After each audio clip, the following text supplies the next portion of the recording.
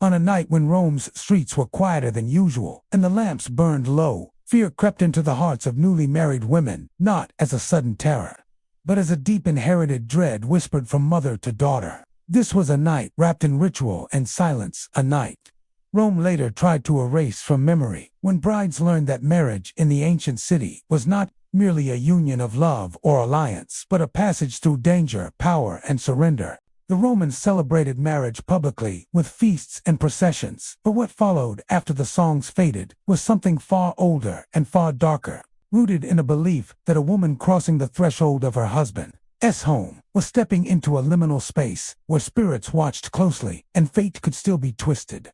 The Roman bride was not naive to fear.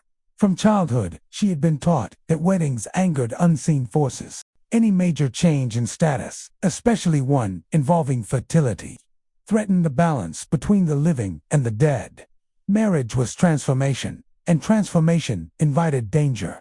On this particular night, the bride was no longer protected by her father's household gods, yet not fully claimed by her husband's. She existed between worlds, and Rome believed that such moments were the most perilous of all.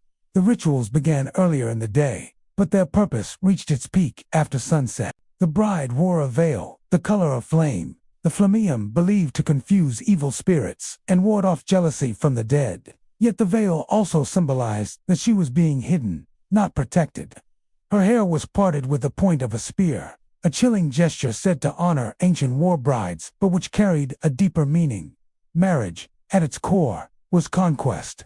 The spear reminded everyone that Roman unions were born not of romance, but of force, inheritance, and control. As night fell, the bride was led in procession to her husband's home, sometimes carried across the threshold so she would not stumble, because stumbling was an omen of disaster. But the true reason ran deeper. To walk willingly into her husband's house suggested consent, and Roman tradition remembered a time when women were taken, not invited. Carrying her preserved the illusion of abduction, an echo of the legendary rape of the Sabine women, a foundational myth Rome both glorified and feared. That myth lingered like a ghost over every wedding night, reminding brides that marriage could begin with violence. Once inside, the house was transformed into a ritual space. Nuts were thrown to distract malevolent spirits, and the bride smeared wolf fat and oil on the doorposts to keep harm at bay. These gestures were not symbolic niceties. Romans believed spirits were literal beings, capable of causing miscarriage, madness, or death. And on this night, the bride was especially vulnerable. She was expected to consummate the marriage, but also to survive it, physically and spiritually. What made this night so feared was not just the act of consummation, but what it represented. Roman law granted the husband near total authority over his wife's body. The bride's fear was not imagined. She was leaving behind her identity, her legal standing, and often her personal freedom.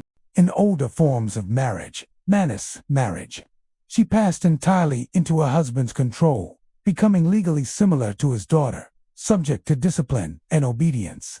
Even as laws evolved, the psychological weight of that transition remained.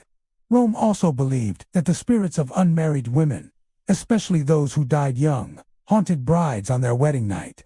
These restless deads were thought to resent the living, particularly those who succeeded where they had failed. To appease them, rituals were performed quietly, almost shamefully, as if Rome itself knew these beliefs were dangerous, but could not abandon them. Brides were warned not to cry too loudly, not to scream, not to resist, because noise attracted spirits who fed on fear. There were gods assigned to every moment of the night, minor deities whose names were rarely spoken outside these rituals.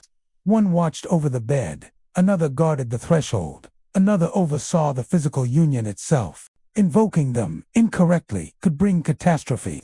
This fragmentation of divine responsibility reveals how anxious Rome truly was about marriage. Love was unreliable, but ritual was supposed to be precise. If every step was followed correctly, the bride might be spared misfortune. Yet beneath the rituals lay a deeper truth. The fear was not only of spirits or omens, but of the irreversible nature of the night. Once consummated, the marriage was real in the eyes of gods and men. A bride who was mistreated, neglected, or brutalized had little recourse. Divorce existed, but social consequences were heavy, and for many women, endurance was the only option. The wedding night marked the end of girlhood forever, and Rome offered no illusions about what came next. As centuries passed, Rome began to reshape its image. Philosophers softened the language of marriage, poets romanticized it, and later Christian writers condemned the older pagan fears as superstition. But traces of the night remained. The rituals were simplified, renamed, or quietly dropped. Not because the fear vanished, but because Rome wanted to forget how much power it once gave to darkness and control. The memory of brides trembling in silence did not fit the narrative of civilization and order. Historians later struggled with these rituals because they revealed an uncomfortable reality. Rome's greatness was built not only on law and engineering, but on domination, including within the home. The wedding night exposed the imbalance of power more clearly than any battlefield. It was a private conquest, sanctified by tradition, protected by silence. To acknowledge the fear of Roman brides was to admit that progress and cruelty often walked hand in hand. Even in the later empire, echoes of the feared night survived. Brides still carried protective charms. Mothers still whispered warnings. The threshold was still crossed with caution. The rituals had lost some of their official weight, but belief does not disappear simply because it becomes embarrassing.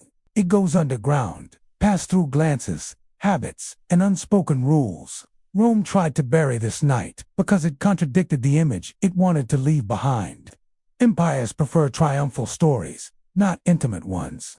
They celebrate victories, not trembling hands in darkened rooms. Yet the truth lingers in fragments, in laws, in myths, in the very language of marriage that still carries the weight of possession and surrender. The night Roman brides feared most was not defined by monsters or curses, but by certainty. By the knowledge that when the lamps were extinguished and the door closed, the world they had known was gone. The rituals promised protection, but they also acknowledged danger. Rome understood, even if it never admitted openly, that marriage was one of the most powerful and frightening transitions a person could endure.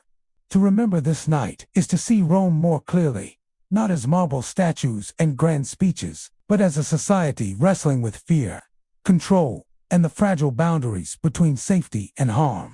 The rituals may be buried, their names forgotten, but the emotions they carried are timeless.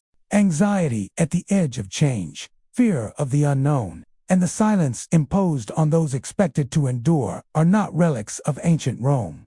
They are shadows that follow history itself, reminding us that what a civilization chooses to hide often reveals more than what it proudly displays.